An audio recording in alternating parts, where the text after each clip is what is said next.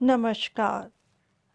हिंदू धर्म का महान ग्रंथ महाभारत ज्ञान का विशाल भंडार है। इस ज्ञान के भंडार को हम महाभारत का महापर्व नामक श्रृंखला के रूप में पिरोकर आपके समक्ष लाए हैं। सीखने, समझने और जीवन को उचित दिशा में ले जाने के लिए इस ज्ञान गंगा की रचना की गई है। इस प्रयास में आपका स्वागत करते हुए मुझे हार्दिक प्रसन्नता हो रही है। इसमें मैं योगिता पंत, मार्गदर्शक, गुरु एवं हिंदू विचारक अनिल चावला जी के सम्मुख कुछ जिज्ञासाएं प्रकट करूंगी और वे समाधान करेंगे। आइए, बुद्धि और विवेक के देवता विघ्नहर्ता गणेश, देवी सरस्वती, द्वापायन कृष्ण और वासुदेव कृष्ण को सादर नमन कर इस वार्तालाप का आनंद लें। अनिल जी, बहुत बहुत स्वागत है आपका। नमस्कार। अनिल जी, पिछले प्रकरण में आपने बताया था कि युधिष्ठिर, अर्जुन, नकुल, सहदेव एवं उनकी माता कुंती ये एक दुर्गम वन में आ गए थे और वहाँ बहुत थक गए थे और एक घने पीपल के पेड़ के नीचे सो गए थे। जब ये सो रहे थे तो भीम पहरा दे रहे थे। जब भीम पहरा दे रहे थे तो उस समय कुछ विशेष घटना घटी।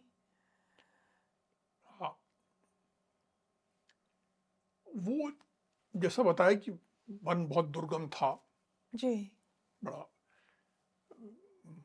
ऐसा वन नहीं था जहां मनुष्य साधारणतः घूमते हों। ये लोग सो रहे थे जिस वृक्ष के नीचे। वहीं थोड़ी दूर में एक और बड़ा वृक्ष था, शाल का वृक्ष है। उस वृक्ष का आश्रय लेकर हिडिंब नाम का राक्षस रहता था। ये बहुत क्रूर राक्षस था, बड़ा भयंकर राक्षस था और मनुष्य का मांस खाने का बड़ा शौकीन था। बड़े शौक से मनुष्य का मांस खाता था। उसका बल पराक्रम बहुत महान था, बहुत शक्तिशाली था। उसका बिल्कुल काला, गहरा काला, जैसे बरसात में बादलों का रंग काला होता है वैसा काला जी। रंग, आंखें भूरी, शरीर बिल्कुल बेडौल, पेट बड़ा, नितंब बड़े और बड़ा भयंकर दिखता हुआ, दाढ़ी मूछ बहुत ही खतरनाक, बड़ी बड़ी उसकी जो दाढ़ें थी वो बड़ी विकराल थी। कच्चा मांस खाने का शौकीन था। जी। बड़ा उस ऐसा खतरनाक था। उसने पांडवों को देखा तो बड़ा खुश हो गया, क्योंकि उसको तो उनमें अपना भोजन दिखाई दिया। जी। उसने अपनी बहन, जिसका नाम हिडिंबा था, उससे कहा कि आज बहुत दिनों बाद ऐसा भोजन मिला है जो मेरा अत्यंत प्रिय है, जो मुझे बहुत पसंद है। आज बस इनको देखते मेरी जीभ तो लार टपका रही है। मुझसे बस नियंत्रण नहीं हो रहा, मुझे ये चाहिए। आज मैं अपने दांतों को इन मनुष्यों के चिकने मांस में डालूंगा और इनकी गर्दन तोड़ के, इनकी जो नसें हैं उनमें अपना मुंह लगा के गरम गरम फेनदार जो रक्त है वो पीऊंगा, खूब छक्कर पीऊंगा। हम दोनों मिलके इनको खाएंगे और फिर तरह तरह से नृत्य करेंगे, आनंद करेंगे। आज तो बड़ा खुशी का दिन है। बहन, तुम जाओ, इन सब मनुष्यों को मारकर मेरे पास ले आओ और फिर हम दोनों बैठकर इन मनुष्यों का मांस नोच नोच कर खाएंगे और आज मजा करेंगे। देखो, एक प्रश्न उठ सकता है कि वो खुद क्यों नहीं गया मारने, जी। बहन को क्यों? ये अब छोटा सा काम है। राक्षस की दृष्टि में मनुष्य तो बड़े निरीह से प्राणी हैं, जैसे गर्दन घुमाओ मर जाते। तो इसके लिए उसको खुद को परेशान होने की आवश्यकता है? अपनी बहन को बोला जाओ मार के ले आओ और अपन खाएंगे। और कहा कि मेरी इस आज्ञा का तुरंत पालन करो, जाओ। इस तरह वो पांडवों के प्रति उसका ये दृष्टिकोण था, उसने अपनी बहन को भेजा। जी। अ, तो क्या हिडम की बहन हिडम्बा पांडवों को मारने के लिए गई? अब आदेश था, भाई का आदेश, भाई इतना शक्तिशाली, जी। तो चली वो वहां से हिडिंबा। लेकिन जहां वो पांडवों के पास पहुंचने लगी जी। तो उसने देखा कि चार भाई, चार पुरुष और एक स्त्री तो नीचे सो रहे हैं, और एक अत्यंत सुंदर पुरुष जो है वो पहरा दे रहा है। अब ये जो मनोहर भीमसेन थे, बिल्कुल मन हर लेने वाले, उनको देखते ही ये जो स्त्री थी उनको चाहने लगी, जिसे आजकल अंग्रेजी में कहते हैं ना, लव एट फर्स्ट साइट। जी। बिल्कुल उसका तो मन मोहित हो गया। उसके मन में इच्छा जागृत हो गई कि ये कितना अच्छा सुंदर दिख रहा है, इसकी भुजाएं बहुत बड़ी बड़ी हैं, विशाल शरीर है, इसके कंधे तो ऐसा लगता है जैसे शेर हो। ये यदि मैंने आज तक जितने पुरुष देखे हैं जी। उनमें यदि कोई पति के रूप में मेरे लिए उपयुक्त है तो बस यही है, और कोई बिल्कुल नहीं है। और जैसा मेरे भाई ने कहा, इनको मारकर इनका मांस खा लें। जी। अब मांस खाएंगे तो मेरे भाई और मेरे को 2 दिन के लिए आनंद मिल जाएगा, कुछ समय के लिए आनंद मिलेगा, जी। और इसको मैं पति बना लूंगी तो ना जाने कितने वर्षों तक इसके साथ आनंद भोगूंगी। ऐसे भी कहा गया है कि पति का प्रेम जो होता है वो ज्यादा प्रबल होता है, भाई का स्नेह तो उसके सामने कुछ नहीं है। और वैसे भी मेरा भाई बड़ा क्रूर है, उसकी बातें क्रूरता से भरी हैं, मैं अपनी भाई की बात नहीं मानूंगी, और मैं तो बस मेरा मन जहां आ गया उस दिशा में जाऊंगी। ये हिडिंबा तो कुछ अलग ही दिशा में चली गई। वो करने कुछ और आई थी, पर उसका मन किसी और दिशा में चला गया। ऐसा लग रहा है कि जैसे कामदेव ने उस पर जादू कर दिया है। फिर उसके बाद उसने क्या किया, क्या कहा भीम से?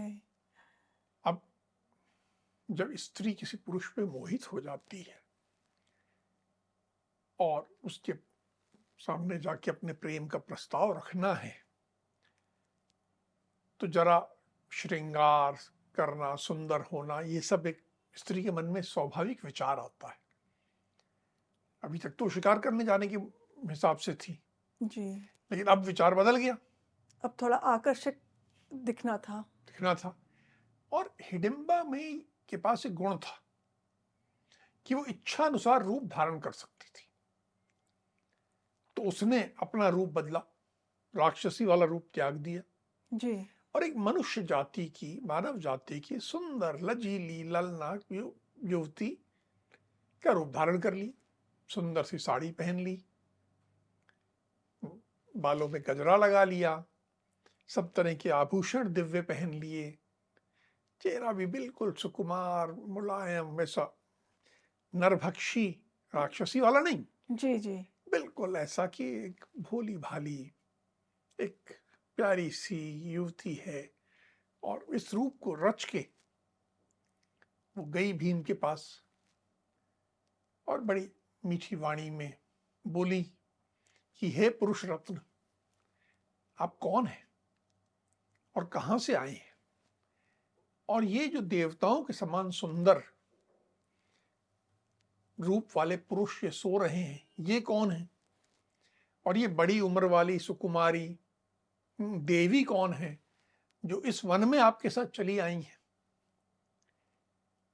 आप लोगों को और इनको ये शायद पता नहीं है कि यहाँ हिडिंब नाम का एक राक्षस रहता है, बड़ा क्रूर है, और भी राक्षस रहते हैं, जी। पर ये हिडिंब विशेष रूप से पास में रहता है। बड़ा पापात्मा है, वो क्रूर है, वो नरभक्षी है, वे आप लोगों का मांस खाना चाहता है। आपका तेज देव कुमारों सा है। मैंने आपको देखकर अपने मन में आपको पति के रूप में स्वीकार कर लिया है, और अब मैं किसी दूसरे को अपना पति नहीं बनाना चाहती। यह सच्ची बात मैं आपसे कह रही। उसने अपने प्रेम का इजहार बहुत स्पष्ट शब्दों में कर दिया और कह दिया कि मेरे तन मन को कामदेव ने मत दिया है।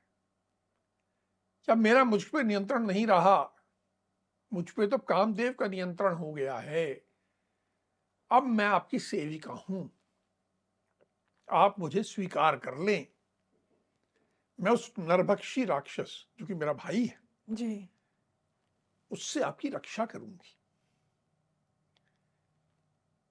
हम दोनों यहां से चले जाएंगे और इन पर्वतों में अलग अलग कंदराएं हैं, सब जगह हैं जो मैं जानती हूं जहां रह सकते हैं, वहां रहेंगे और वहीं विहार करेंगे। और मैं आपका भला चाहती, आपको बुरा नहीं चाहती, जी। मैं आपका भला चाहती हूँ। और यदि आज आपने मेरे प्रस्ताव को स्वीकार नहीं किया, मुझे ठुकरा दिया, तो मेरे तो प्राण निकल जाएंगे। मुझ में बहुत गुण है, मैं आकाश में विचरण करने वाली हूं, जहां इच्छा चाहूं विचरण कर सकती हूं। आप मेरे साथ भिन्न भिन्न लोकों में, भिन्न भिन्न प्रदेशों में विहार कर अनुपम प्रसन्नता प्राप्त करेंगे। इसलिए हे पुरुष रत्न, मुझे स्वीकार करें। जी। भीम ने हिडिंबा के इस विवाह के प्रस्ताव पर क्या प्रतिक्रिया दी, क्या कहना था उनका? भीम ने बड़ी शालीनता से पहले तो उसके प्रश्न का उत्तर दिया कि कौन है। तो कहा, हे राक्षसी, ये मेरे बड़े भ्राता हैं, जो मेरे लिए सम्माननीय गुरु है। अर्थात केवल भ्राता नहीं है, भ्राता से भी बड़ा रहे है, वो तो मेरे गुरु समान है। और इन्होंने अभी तक कोई विवाह नहीं किया है, तो इनके विवाहित रहते हुए ऐसी दशा में मैं यदि विवाह करूंगा तो मैं परिवेत्ता कहलाऊंगा। ये परिवेत्ता एक शब्द है कि यदि बड़े भाई के विवाहित रहते हुए छोटा भाई विवाह कर ले, जी। तो उसे परिवेत्ता कह के उसकी निंदा की जाती है, कि इस प्रकार मैं निंदनीय हो जाऊंगा। ये परिवेत्ता जो है, बड़े भाई के रहते छोटा भाई विवाह कर ले, बड़ी बहन के रहते छोटी बहन विवाह कर ले, तो भी उसको निंदा की गई है। जी। बहुत पत्थर की लकीर नहीं है, लेकिन कुल मिला के पारिवारिक जो संरचना है, उस दृष्टि से ही अच्छा माना जाता है कि पहले बड़े भाई का विवाह हो, फिर दूसरे का हो, फिर तीसरे का हो। जी। तो उन्होंने कहा, भाई देखिए, मेरे बड़े भाई का भी विवाह हुआ नहीं है, और मैं विवाह कर लूं, यह संभव नहीं है, ठीक नहीं है, मुझे मेरी निंदा होगी समाज में। जी। और दूसरी बात यह है कि ये इनको मैं छोड़ दूं, मुझ में सामर्थ्य है कि मैं इनकी रक्षा कर सकता हूं, और अपने सामर्थ्य होते हुए भी अपने सुखपूर्वक सोए हुए भाइयों, गुरु जैसे बड़े भाई और अपनी माता को अरक्षित छोड़ के, उनकी बिना कोई रक्षा करने वाला, उनका कोई ध्यान करने वाला कोई नहीं, उनको ऐसे ही छोड़ के मैं चला जाऊं, ऐसा काम पीड़ित, ऐसा दुर्जन मैं नहीं हूं। क्योंकि मैं चला जाऊंगा तो ये राक्षस इनको खा जाएगा, जी। ये तो सो रहे हैं, इनको पता ही नहीं है। जी। और ऐसा पाप कर्म मैं करूं, ये संभव नहीं है, तो इसलिए मैं आपके प्रस्ताव को स्वीकार नहीं कर सकता। जी। अब भीम ने तो हिडिंबा के प्रस्ताव को इनकार कर दिया। फिर हिडिंबा ने क्या कहा, क्या उत्तर दिया? अभी तक हिडिंबा क्या कह रही थी कि आप अकेले मेरे साथ चलो, मेरी पीठ पे बैठ जाओ और मैं आपको इधर ले चलूंगी, उधर ले चलूंगी। जी, जी। अब हिडिंबा ने थोड़ी सी अपनी जो रणनीति थी बदल दी।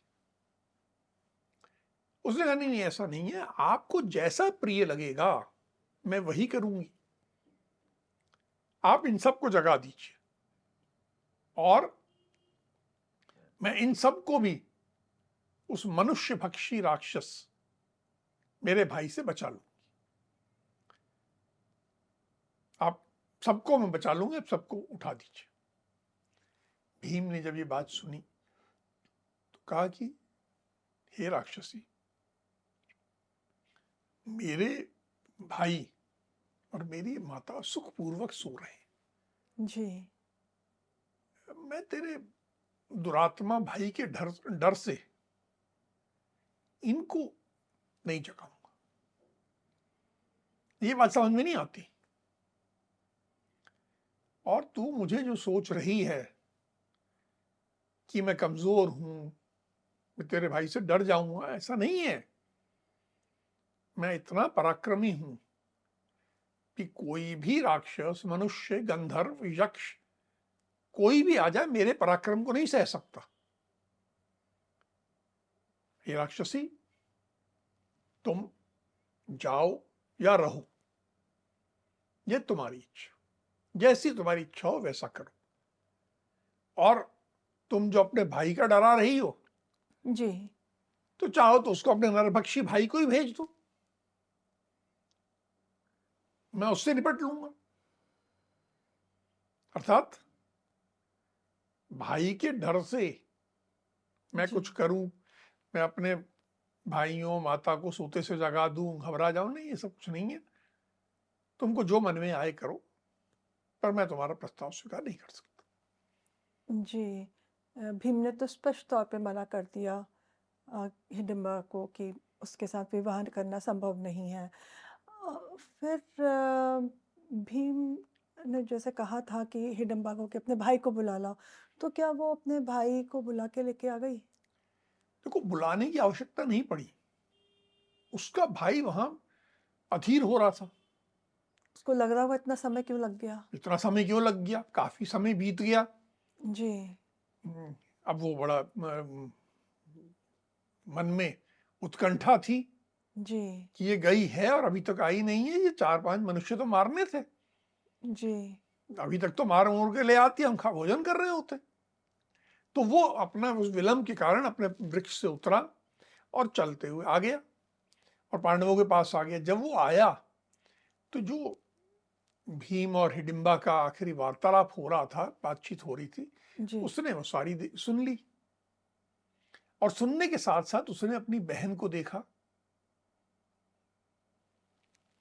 कि ये किस रूप में खड़ी है। बालों में गजरा लगा हुआ है, बालें अच्छे कंघी की हुई है, बड़ी सुकुमार, मनुष्यों की कन्या जैसी बनी हुई है। अब वो बड़ा क्रोधित हो गया। तो उसके क्रोध को देखकर जी। ये हिडिंबा थर्रा उठी कि अब तो मेरी खैर नहीं। तो उसने भीमसेन से इस प्रकार बोली कि देखिए, ये जो दुरात्मा नरभक्षी राक्षस है, बड़े क्रोध में भरकर इधर ही आ रहा है, जी। और अब मैं आपसे जैसा कहती हूं अब आप वैसा ही करिए। अपने सोते हुए भाइयों को और माता को जगा दीजिए और मेरे कटी प्रदेश पे यानी कमर पे या पीठ पे बैठ जाइए, तो मैं आपको लेके उड़ चलूं। जी। भीम ने उत्तर दिया, सुंदरी, तुम डरो मत, मेरे सामने ये राक्षस कुछ भी नहीं है। हे सुमध्य में, सुमध्य में मतलब इसका मध्यम भाग जो है सुंदर है, जिसकी कमर सुंदर है। जी। हे सुमध्य में, तुम मुझे साधारण मनुष्य समझकर मेरा तिरस्कार न करो। ये मत समझो कि मैं साधारण सा मनुष्य हूं। हिडिंबा ने कहा कि मैं जो आपका स्वरूप देख रही हूं वो तो देवताओं के समान है। मैं आपका तिरस्कार नहीं कर रही, जी। मुझे तो आपकी चिंता हो रही है। मैंने पूर्व में अपने भाई को मनुष्यों के साथ जो करते देखा है, इस राक्षस का प्रभाव मैं देख चुकी हूं, जी। तो इसलिए मैं चिंता करके आपसे ऐसा कह रही हूं। जी। अ, अब जब भीम और हिडिंबा की बातचीत चल रही थी, तो अब तो ये वो राक्षस हिडिंब आ गया होगा वहां पर। उसने क्या कहा? उसने ये अंतिम बातें भी सुन ली कि ये कुछ नहीं है मेरे लिए, मेरा पराक्रम ये है, और बहन उसको बचाने की बात कर रही है। वो तो और क्रोधित हो गया होगा। अत्यंत क्रोधित, उसका बिल्कुल आग बबूला हो गया। और साथ में जब उसने अपनी बहन की ओर दृष्टिपात किया कि ये बड़ा श्रृंगार करके खड़ी है, आभूषण पहने है, बालों में गजरा लगाए है, मनुष्य की कन्या बनी हुई, तो उसके मन में उसको बात सारी स्पष्ट हो गई कि ये इस मनुष्य को भोजन के रूप में प्राप्त करने की जगह पति के रूप में प्राप्त करना चाहती है, पति के रूप में वर्ण करना चाहती है, और इसलिए ये इतना सुंदर रूप बना के खड़ी है कि इसको लुभा ले। अब ये विचार आने के बाद तो उसका क्रोध और बढ़ गया। उसने अपनी बहन को कहा कि हे हिडिंबे, मैं भूखा हूं, भोजन चाहता हूं, और तू यहां क्या कर रही है? तू क्या मेरे क्रोध से नहीं डरती? तू जानती नहीं मेरा क्रोध कैसा है? तू इस मनुष्य को पति बनाने की इच्छा कर रही है और उसके लिए मेरा अप्रिय करने चली है। हे दुराचरणी, हे खराब व्यवहार वाली, तुझे धिक्कार है। तू तो राक्षस राज्यों के कुल में कलंक लगाने वाली है। मैं आज इन सब के साथ तेरा भी वध कर दूंगा, तेरे को भी जिंदा नहीं छोड़ूंगा, क्योंकि तूने मेरा अप्रिय किया है। जी। और ये कहकर वो बिल्कुल इसी मानसिकता से कि हिडिंबा और पांडवों का वध करें, जी। इसके लिए वो आगे की ओर लपका। जी। अब जब हिडिंब अपनी बहन की ओर लपका क्रोध में मारने के लिए उसको, तो भीम ने कुछ किया? भीम बड़ा इसको एक आनंद से ले रहे थे, कोई डरवर नहीं था उनको। बड़े हंसते हुए से उसने कहा, अरे खड़ा रह, रुक जा रुक जा रुक जा। तू सुखपूर्वक मेरे भाइयों को जगाकर तेरा क्या प्रयोजन सिद्ध होगा? तेरे को कुछ नहीं मिलने वाला, खोटी बुद्धि वाले नरभक्षी राक्षस। आ, तू पूरे वेग के साथ मेरे से भिड़ ले, जी। तेरे लिए मैं ही पर्याप्त हूं। और ये जो तेरी बहन है, हिडिंबा है, स्त्री है, इसे मारना उचित नहीं है। देखिए, एक परंपरा है हिंदू धर्म की कि स्त्रियों को नहीं मारा जाता। जी। तो कहते इसको तो मारना बिल्कुल उचित नहीं है। ये भोली भाली स्त्री है, अपने वश में नहीं है। जो हम सब मनुष्यों के भीतर विचरने वाले कामदेव हैं, उन्होंने इसको प्रेरित किया, और उसके प्रेरित होकर ये मुझे पति बनाना चाहती है। जी। तो इसमें इसका क्या है? जो कुछ कर रहे हैं वो तो कामदेव कर रहे हैं। तो कामदेव के अपराध के लिए तुझे इसकी निंदा नहीं करनी चाहिए, जी। और मेरे रहते हुए तू इस स्त्री को नहीं मार सकता। देखिए, यहां पर जो एक वैल्यू सिस्टम है भीम का, कि एक राक्षसी है। जी। अगर जाति व्यवस्था कहीं दिखाई देती है हमारे यहाँ, तो ये है कि मनुष्य और राक्षस अलग अलग जाति है। जी। राक्षसी है लेकिन फिर भी स्त्री है, तो मेरे संरक्षण की हकदार है, अधिकारिणी है, और मैं इसकी रक्षा करूंगा। तो उससे कहते हैं कि हे नरभक्षी राक्षस, तू अकेले ही मुझ अकेले से भिड़ जा, मुझसे लड़ ले। आज मैं अकेला ही तुझे यमलोक भेज दूंगा। मैं अकेला तेरे लिए पर्याप्त हूं। और आज मेरे द्वारा तेरा वध हो जाने पर इस तेरे अंग इधर उधर पड़े होंगे और सब गिद्ध, बाज, गीदड़ उनको इधर उधर फैलाएंगे और आनंद करेंगे, हर्ष होगा उनको। और तेरे मर जाने पर वनवासी मनुष्य बिना किसी विघ्न बाधा के इस वन में विचर सकेंगे। जी। तो आजा मेरे से लड़ और मेरे हाथों मारा जा। इस प्रकार भीम ने बड़े सहज भाव में हंसते हुए से मुस्कुराते हुए उससे बात कही कि ना तो अपनी बहन को मार सकता है, ना मेरे भाइयों को उठा सकता है। उठाने से भी मना है। जी। तो सुख से सो रहे हैं, क्यों उठाएगा तू कौन? बस मेरे से लड़, मैं अपना तेरा काम कर दूंगा। जी। अनिल जी, भीम ने इस प्रकार से जब बिना डरे उत्तर दिया और धमकी दी, एक तरफ से कहें तो उसको चुनौती दी कि मेरे साथ आके युद्ध कर, तो उसका क्रोध, हिडिंबा का क्रोध तो बहुत ही बढ़ गया होगा।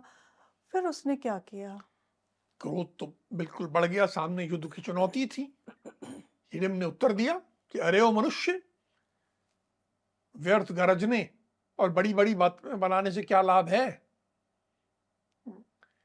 जब तू मेरे साथ लड़ेगा तो समझ जाएगा कि मेरी क्या शक्ति है, मुझ में कितना बल है। जी। दुर्बुद्धे, भीम को दुर्बुद्धे कह रहा है जी। कि मैं इन सब का पहले नहीं मारूंगा, यानी तेरे भाइयों को, जी। तेरी माता को और अपनी बहन को, इन सबको नहीं मारूंगा। जी। इनको कुछ देर और सुखपूर्वक सो लेने दे। ये सो रहे हैं, सो ले। मैं सबसे पहले तुझे अभी मार देता हूं। तेरे अंगों का ताजा ताजा खून पीकर फिर मैं तेरे भाइयों का वध करूंगा। जी। और तदनंतर उसके बाद मैं अपनी इस कुलक्षणी बहन हिडंबा को भी मारूं डालूंगा। ये कह के हिडिंब जो है भीम पर टूट पड़ा, अपना पूरा हाथ से मारने के लिए आगे बढ़ा। जी।